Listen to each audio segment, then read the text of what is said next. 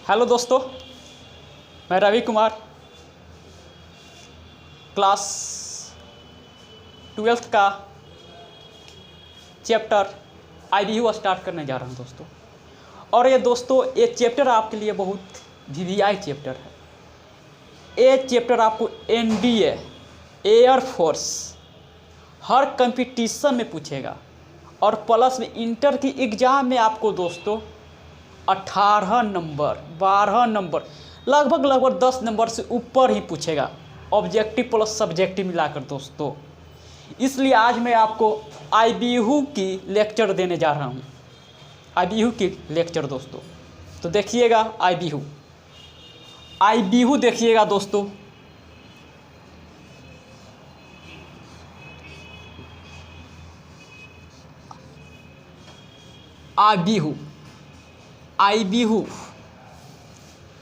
IBU को सूचित करते हैं दोस्तों कोष्ठक, ऐसे कोष्ठक से और ऐसे ये 2 कोष्ठक और एक 3 कोष्ठक से इसको सूचित करते हैं दोस्तों। IBU का जो कोष्ठक होता है और इस कोष्ठक, इसे बड़की कोष्ठक, इसको छोटकी कोष्ठक बोलते हैं दोस्तों। और मैं आपको बता देना चाहता हूं कि आप अगर 12th में हैं, 11th में हैं, तो आप NDA का क्वेश्चन बैंक बनाएं, एयरफोर्स की क्वेश्चन बैंक बनाएं। छोड़िए, अभी ये सब बात नहीं बताने वाला दोस्तों, ठीक है। मैं अपने सिलेबस पर हूँ। IBU पर IBU की कितने प्रकार होते हैं, तो IBU कितने प्रकार के होते हैं। IBU निम्नलिखित प्रकार के होते हैं।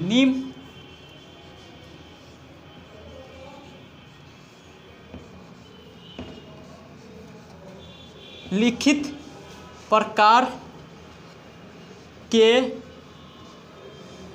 होते हैं। IBU निम्नलिखित प्रकार के होते हैं। आप लोग कॉपी कलम निकाल कर बैठ जाएं। जो मैं परिभाषा बोलूँगा उसे आप कॉपी पर लिखिएगा। आपको ऑब्जेक्टिव में भी पूछ देगा कि IBU का कितने प्रकार के होते हैं। ये तो नहीं पूछेगा, ये बहुत हल्का क्वेश्चन है। और IBU के जो भेद होती है ना दोस्तों, वो पूछ देगा कि इसका परिभाषा दीजिए। तो वही मैं अभी आपको IBU की प्रकार लिखने जा रहा हूँ। आप प्लस में साथ साथ आपको परिभाषा और एग्जाम्पल सहित ले चलूँगा दोस्तों। IBU के निम्नलिखित प्रकार होते हैं। फर्स्ट ऑफ ऑल, सबसे पहला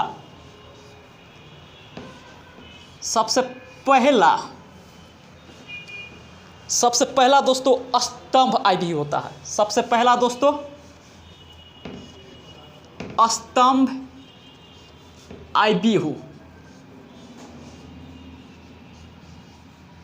IBU जिसे हम इंग्लिश में कॉलम मैट्रिक्स कहते हैं।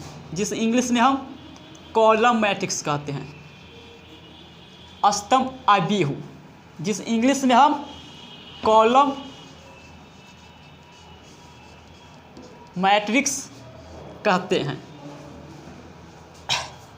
स्तंभ IBU का हम आपको परिभाषा देने जा रहा हूं दोस्तों।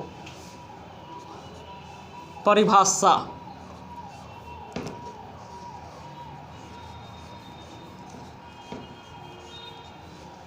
स्तंभ IBU वैसे IBU होते हैं जिनमें मात्र एक स्तंभ होते हैं और रो की संख्या, पंक्ति की संख्या बहुत मानी होती है। उसे हम स्तंभ IBU कहते हैं। स्तंभ IBU वे होते हैं जिनमें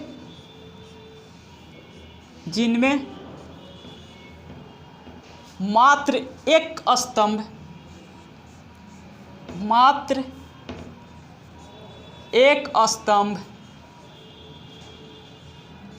और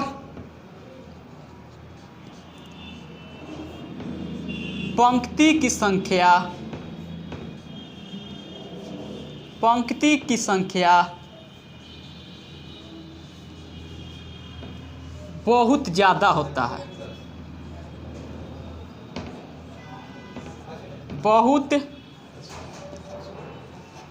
ज़्यादा होता है। आपको उदाहरण में दे देता हूं दोस्तों। उदाहरण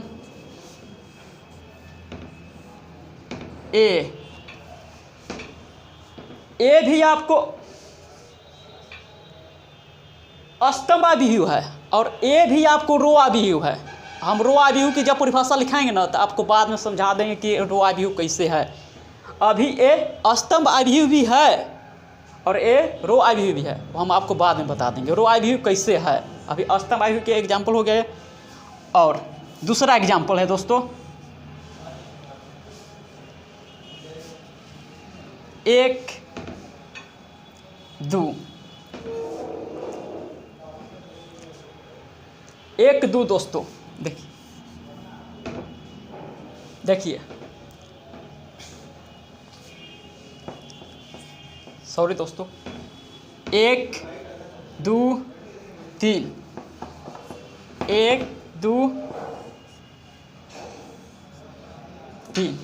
देखिए दोस्तों अस्तम आव्यूह में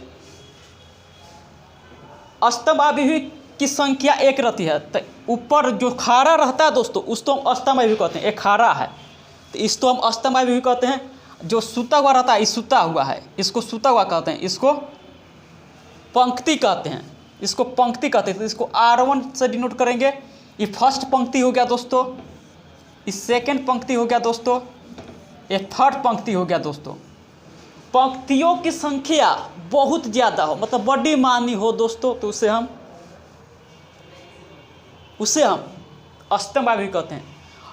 फिर से परिभाषा आप एक बार याद कीजिएगा, कॉपी किताब निकाल कर बैठ जाइए और लिखिएगा।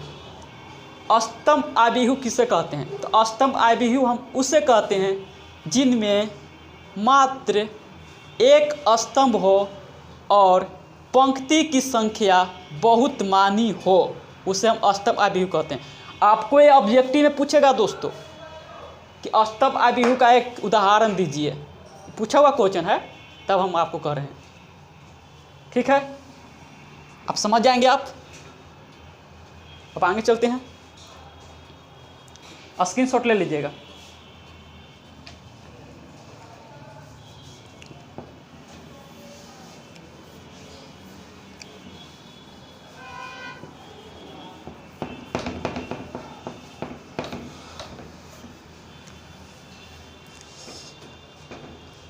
अब आपका दूसरा भेद है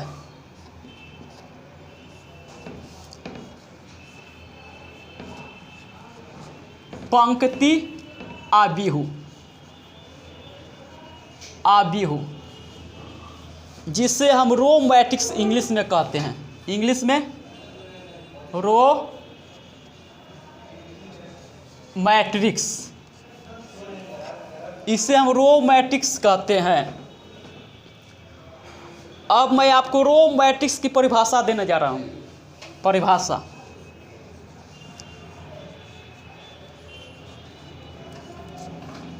वैसा आव्यूह लिखिएगा, परिभाषा लिखिएगा। हम बोलते चल रहे हैं, आप लिखते चलिएगा, या तो वीडियो को पॉज करके आप बाद में भी लिख सकते हैं। पहले समझ लीजिए, वैसा आव्यूह जिनमें केवल एक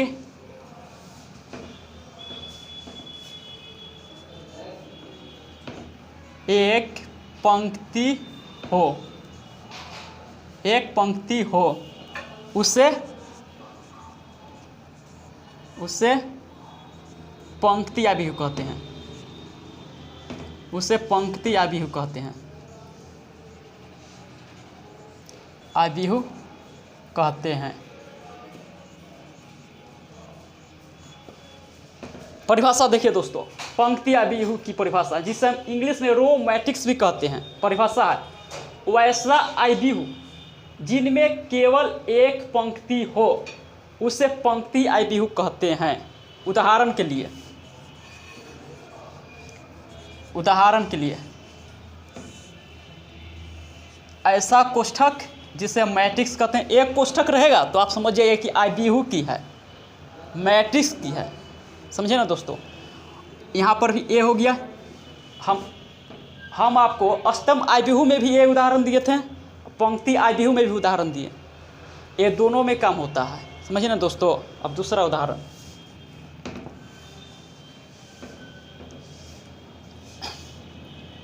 देखिए दोस्तों, 2 4 5 6 ऐसे कर दिए दोस्तों। अब देखिए दोस्तों,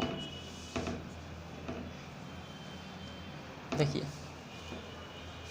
2 4 5 6, इनमें पंक्ति की संख्या कितना है? पंक्ति की संख्या कितना है? जो सूता हुआ रहता है उसे पंक्ति कहते हैं। इधर में डिनोट कर दीजिएगा R1, इसे हम पंक्ति कहते हैं, और इसे हम कॉलम कहते हैं। इसे हम क्या कहते हैं? कॉलम कहते हैं। इसे हम कॉलम कहते हैं। तो हम ध्यान से देखिए दोस्तों, इस लाइन को, इसमें जितना भी है ना दोस्तों, इसमें ये पूरा जितना ना एक लाइन एन में है, इसको R1 कहेंगे दोस्तों, इसको कॉलम कहेंगे। मतलब एक पंक्ति रहता है तो उसे R1 से डिनोट करते हैं, और नीचे अगर दूसरा हो जाता तो उसे R2 से डिनोट करते हैं, 2 पंक्ति। इसमें कॉलम 1 हो गया, ये कॉलम 2 हो जाएगा, कॉलम 3 हो जाएगा, कॉलम 4 हो जाएगा। समझे ना दोस्तों? ठीक है। और आपको मैं बताना चाहता हूँ, अब मेरा कल की क्लास रहेगी दोस्तों, और जो जितना भेद बचा हुआ है वो मैं कल आपको बता दूंगा। ठीक है, वीडियो को पॉज कर दीजिए।